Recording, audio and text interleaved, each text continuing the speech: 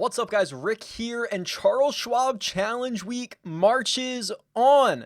That's right, the DFS preview, I don't want to call it, the flagship video of this YouTube channel, of this podcasting feed, is out already. I will link it below. I will link it on YouTube right here. Go and check that out. That's all your fantasy purposes. This video today is a look at both the betting opportunities for the Charles Schwab Challenge and the one and done situations. That is a whole different beast that we're going to have to talk through. So much has changed. So we'll talk about all of that. Now, I'm going to be showing you the tools on my website, RickRunGood.com, that are more oriented towards betting odds, head-to-head matchups, the one and done, for example.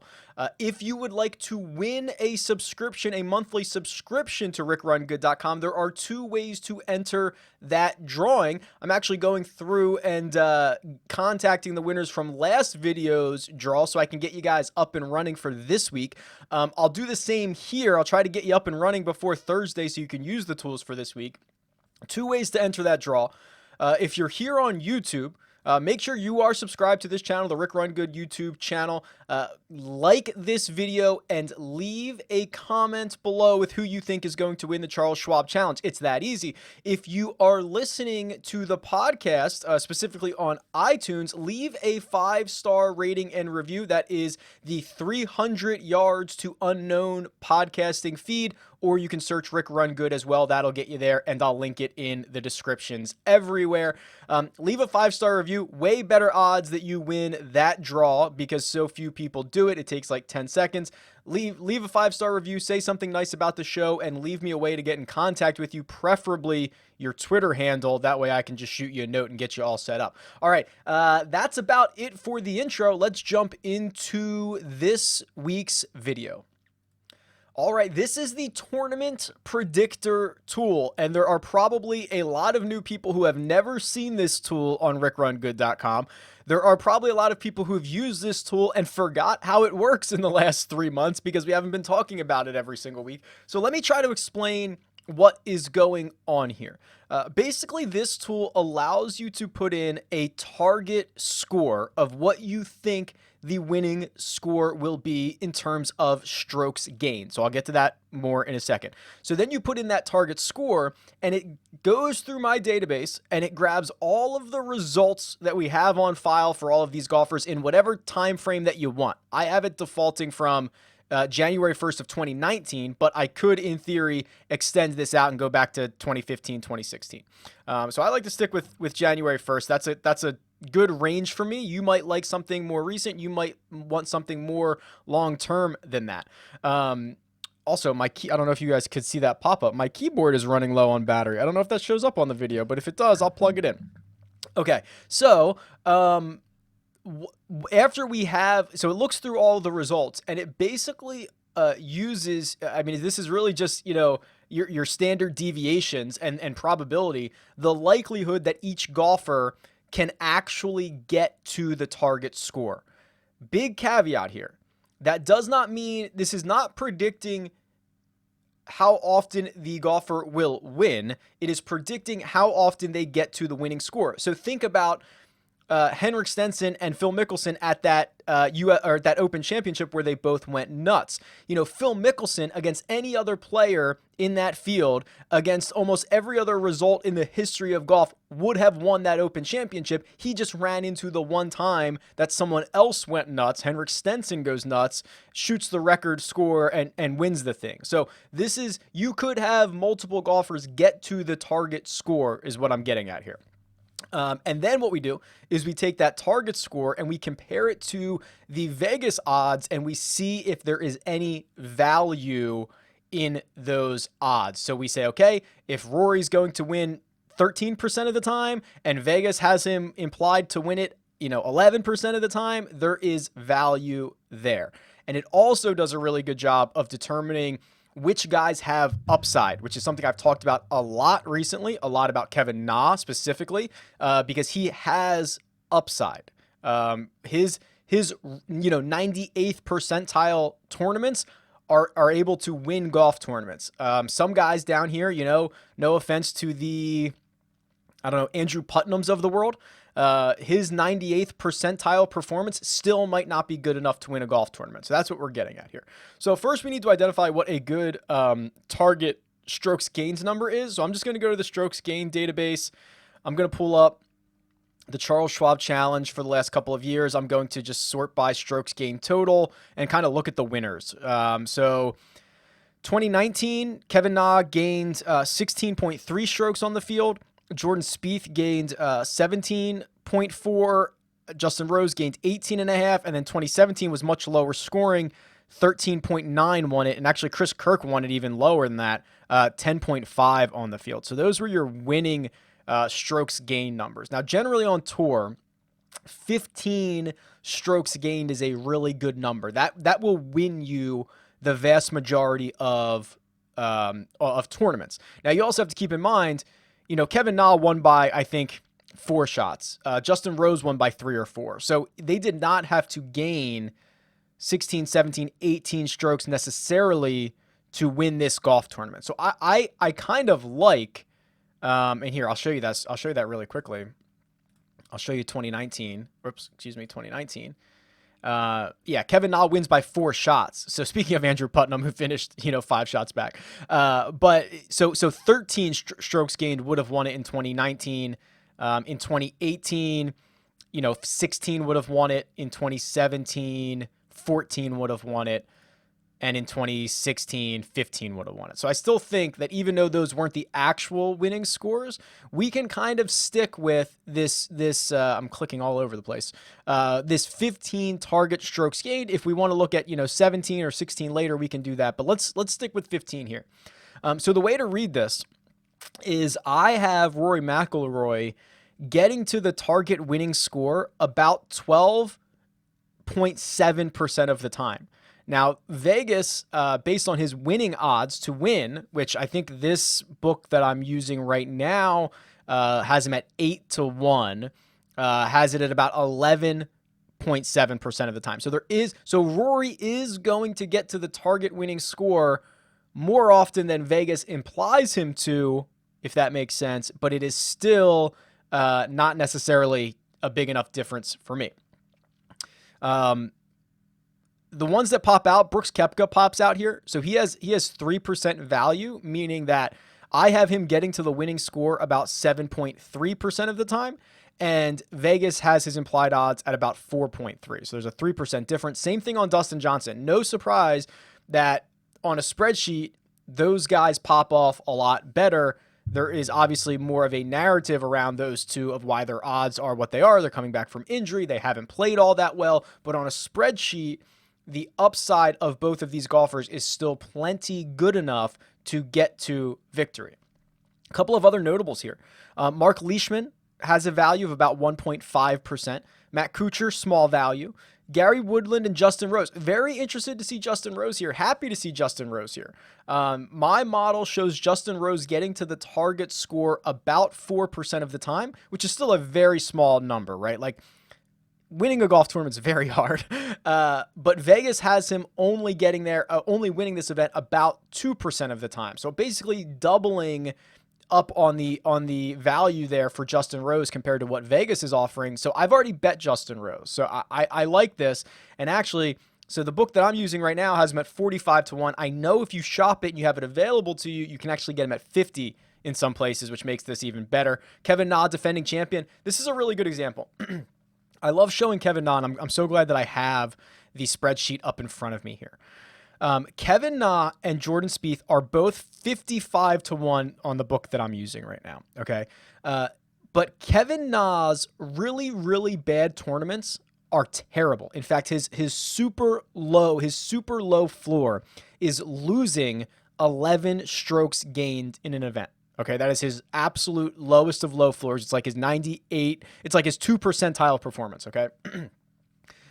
Jordan Spieth's 2 percentile performance is only, quote unquote, only losing 9 strokes gained. So his floor is higher than Kevin Na's. Now go to the other side of this. Kevin Na's super high ceiling, his 98 percentile performance is gaining nearly 16 strokes, while Jordan Spieth's is gaining just over 12. So let me put that into layman's terms for you if I'm losing you with the numbers, especially if you're not seeing them on the screen. What that means is, yes, Kevin Na's floor is lower, but his ceiling is higher. Yes, Jordan Spieth's floor is higher, but his ceiling is lower. It is a volatility discussion. It shows that Kevin Na can miss the cut and be the worst guy in the field, but he also has significant upside to go and win the tournament. In fact, I have his upside higher than Gary Woodland, Matt Kuchar, Sung Jae Im, Scotty Scheffler, Patrick Reed, Bryson, Xander, all of these guys at the top, their 98 percentile performances are not necessarily as good as Kevin Na's are.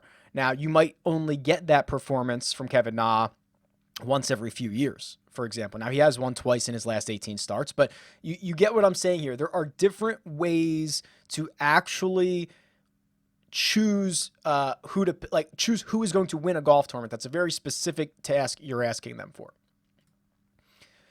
Let me sort by value here. The biggest value on the board are Dustin Johnson, Brooks Koepka. No surprise, there's narratives based around them. And then Justin Rose is the third best value in this model.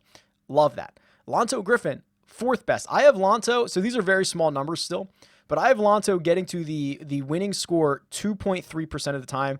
Vegas has him getting there less than 1% of the time. Mark Leishman, Sung Kang, Kevin Na, Nate Lashley, Rory McIlroy. Rory McIlroy, a value. He's a plus side value on this, and has the highest chance of winning the golf tournament or getting to the target score. But there's really only, 15 or 16 names that are on the positive side of this, if you believe the model. There are some guys that are really close. Webb Simpson's really close. He's a small negative, which to me says he's being very fairly priced. Now that's at 18 to 1. What I would like to do, is be able to kind of either show you multiple books here, which is something I'm working on, or allow you to change the odds. So basically, my numbers are based on Webb Simpson at 18 to 1. If you're getting him at 22 to 1, it changes the situation a little bit. So the next iteration of this tool hopefully will have either multiple books being offered, or will allow you to update any odds that you're seeing on there, which I think will be really cool. So that's the tournament stuff. Personally, I've bet Spieth and I've bet Justin Rose. I've talked about them a lot this week. I will continue to talk about them. Those are guys that actually have my investments. And then I'm looking at head-to-head matchups. So here's another tool that if you've never seen before, probably have no idea what's actually happening. So let me explain. This is a project that I took on that has been done in previous iterations by both Data Golf and Joe Pita, where basically you use the strokes gained metrics to determine a probability of two golfers playing against one another for a 4-round event. Okay, that's the caveat. So this is my take on that. So what you can do is you can pit any two golfers against one another. You can change the time frame and say, I only want to look at, the last couple of months, the last couple of weeks, the last couple of years, and see who would win in a 4-round match and what that money line should be. So I can go through here and update these, and they're missing. So here's a funny thing. If you're watching on the video, there's supposed to be headshots here. The change in the season and the data has really thrown a loop into a lot of my tools. So I've worked through most of them, but on this tool and the next tool that I'm going to show you, I don't have headshots, but that's the only thing I don't have. So I figured I can still do this video and just not have it with headshots. I'll fix the headshots later. But I think it's funny that, you throw a grain of sand into the supercomputer and it throws everything off. So I worked through everything else though. So what I'm going to do is I'm going to go to DraftKings Sportsbook. I am not an affiliate for DraftKings Sportsbook. That would be cool if they want to hook something up. And also I can't even I'm not in New Jersey, so I'm not even eligible to bet these on DraftKings, but they do have a lot of matchups. So I'm using them to show you a couple of these. Now we can look at Rory versus Rahm. So Rory minus 110, Rahm minus 105. If I go back to the tool here and I put Rory on one side and I put Jon Rahm on the other, and Rahm might be a little unfairly, So Jon Rahm a little unfairly graded in probably in this model because his best tournaments, the ones that he won, things that he won overseas, there's no strokes gained metrics there, which is tough for Rahm. So like Rory, I have him at about a 64% favorite, which when you're talking about head-to-head matchups that's a massive number. It's a massive number. You know, his money line should be minus 185. He's like minus 110. So like if you're looking at this, you'd have to bet Rory. I will tell you, Rahm and some of the guys that have more success overseas probably should be higher than this, right? That's kind of I don't want to call it a flaw in the model, but it's something to consider. So let's see if we can find a couple. Like if I go to Rory and JT, I'm sure that Rory is still the favorite here, but yeah.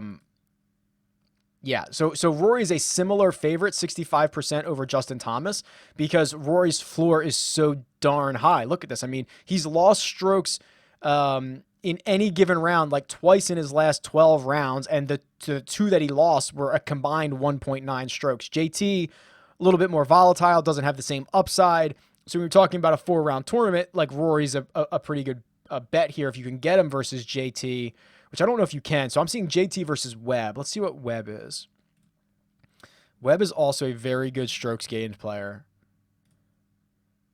Wow. Okay, so I actually have Justin Thomas, and I'm surprised by this. Justin Thomas as a tiny favorite over Webb Simpson, 52%, which, yeah, okay, so that is basically, wow. Okay, so this is always fun. When your model matches what the book's line is, that's generally a good sign that what you're doing is right. So I have Justin Thomas at a minus 112 favorite over Webb Simpson.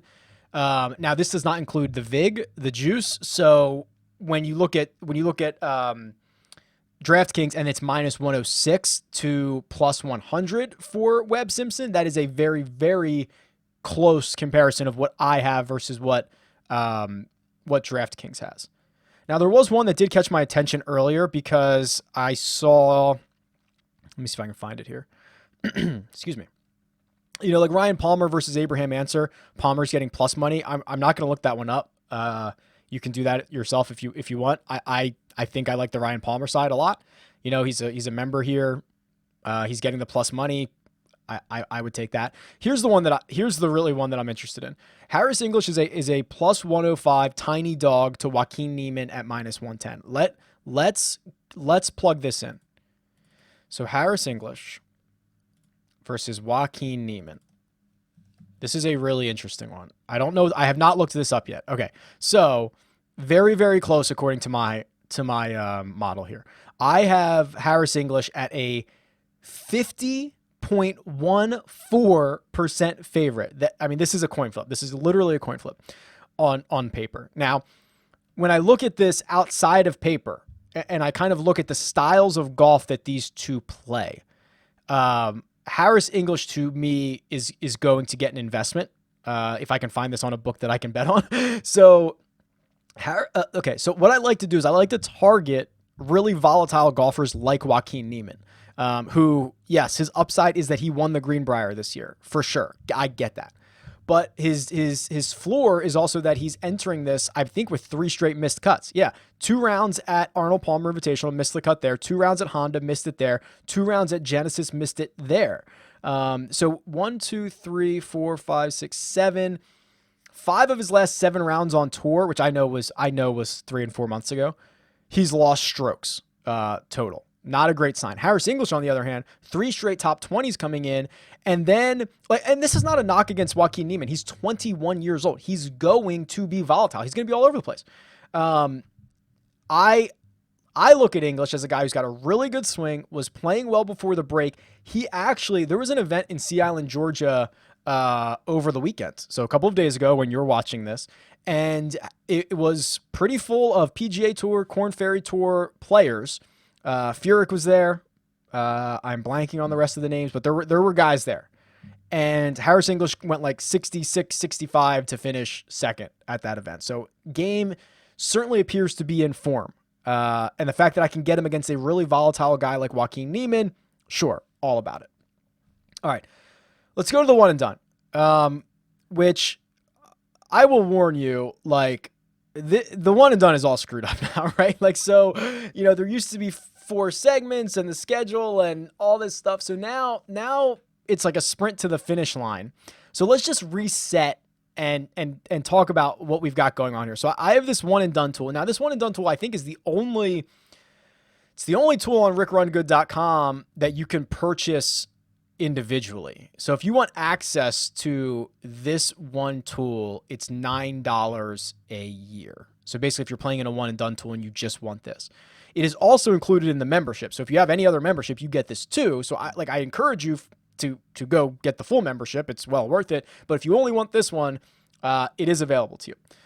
Now, the way this normally works is, and it still works this way, I have created an expected value from every player for every tournament that they could potentially play, where basically it looks at the prize pool for that week, any recent results that player has played there, historically, how much money they earned per start, and assigned each and every tournament a value. So let's find, like, I'm on Rory's page right now. So if I go to the Charles Schwab challenge, which is right here, the way this reads is, if you play this infinity number of times, Rory's average earnings would be $293,000 per start at the Charles Schwab challenge. That takes into account the field, his results, how he's playing. This updates every week because it shifts on how he's playing, and then what the actual purse is.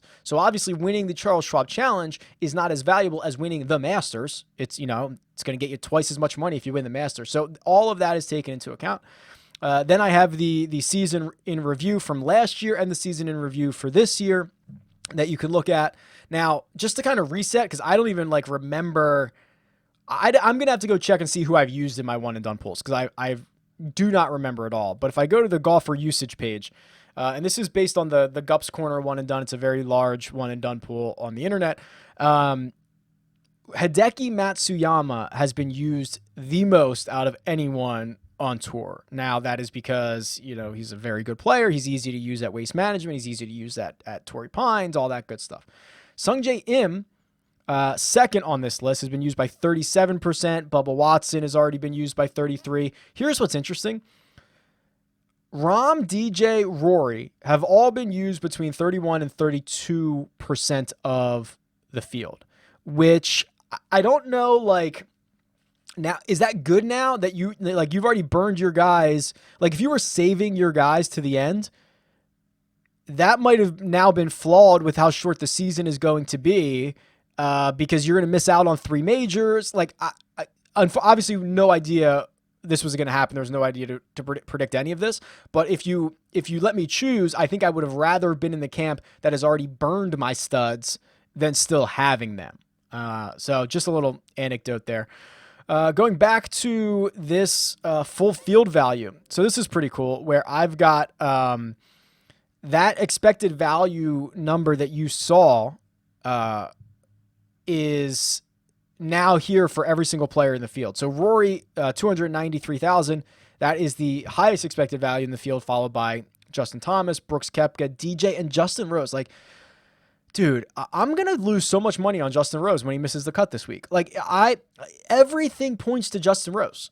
The DFS price, the anecdote, the course history, the betting odds, the one and done, everything points to Justin. I'm going to lose so much money on him this week. I don't know how to avoid it. He's everywhere. So I don't think I've used Justin Rose yet. Actually, I might have.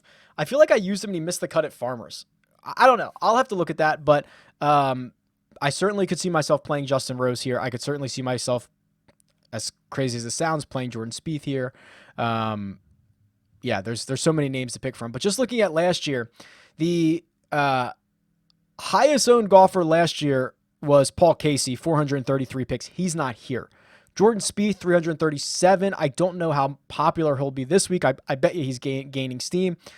Francesco Molinari, then John Rahm, Justin Rose, Ricky Fowler, Kevin Kisner. So the good thing about a field, and this field was completely different, right? I mean, this is an absolute stacked field. This is one that resembles that of a major championship. I suspect that because there are so many names that are viable, you will get a fairly even distribution, or you won't get someone who's like 800 picks this week, I don't think. I think you're going to get a fairly good distribution. You'll get like 6 or 7, maybe 8 guys that are all picked over 100 times or 150 times, just because of how many big names are in the field. So highly encourage you, go check on your standings in your pools. Obviously, if you're playing from behind, especially like find out what the rules of your pool are. If you're playing from behind, be a little bit different. If you are out in front, go with the chalk, right? I mean, just try to keep the pedal down for the last, I don't know how many, what are there, 13 events left, 12, 13 events left for this season. And then we're going to go immediately into next season. It's going to be wild. So actually, that's what's even going to be even crazier. Next season, there's going to be like 46 events or something. So you're going to have to use even more guys in one. The whole one and done thing is going to be awesome for the next 15 months trying to figure out what the heck to do. I'm not sure I have answers for you right now. I'm happy to discuss it with you. Tweet me. It's at RickRunGood. But yeah, best of luck this week. Good luck with your one and dones. Good luck with your bets. I'm glad it's back. We will talk soon. Later.